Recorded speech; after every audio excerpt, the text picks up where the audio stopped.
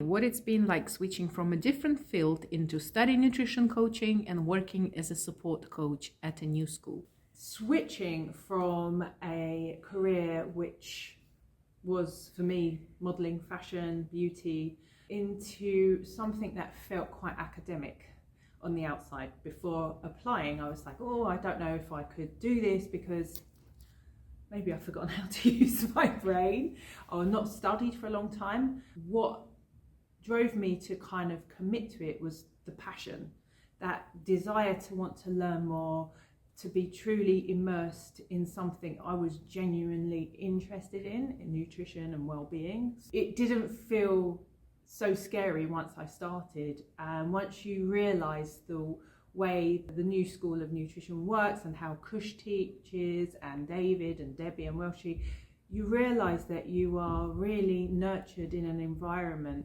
that allows you to work at a pace that feels realistic to you, and you're immersed in an experience that helps you grasp the concepts and ideas of what the lecture is about to consolidate that learning. And I think for me, not having exams and that sort of pressure where it's not a memory game, it's really sort of based in experience, that you can put together the learnings from the nutrition, from the coaching, and actually put it into practice and see it work, in terms of working with clients or when you're learning.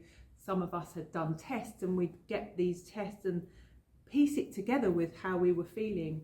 So it didn't feel like this crazy jump from what I was doing because I was so interested in it, and it just feeding the passion that I had for nutrition. If you had to do it all over again, what would you have changed? I don't know if I would, because I feel like it's been such a life-changing experience that why would I change something that's given me so much? For me, that's how I feel. Like it's changed my whole life. I feel quite emotional.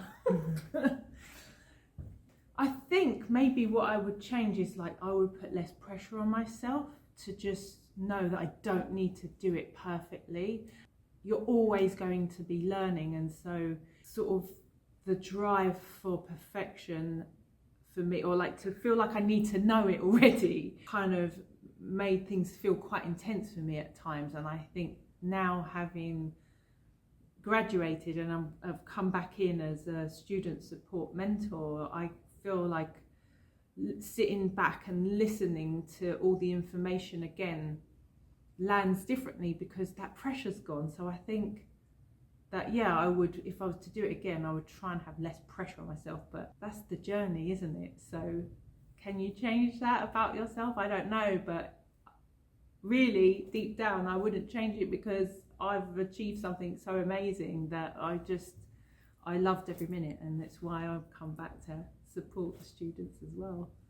So if I think about things I'd want potential students to know about studying at the new School of Nutritional Medicine, is that you don't need to have all the answers all the time, and that learning isn't linear.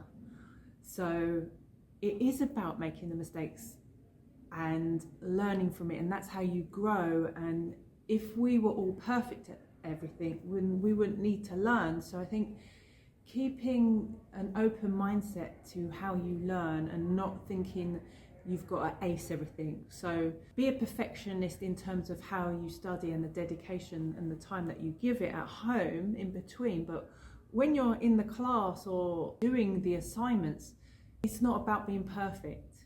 How do you grow from always having all the answers?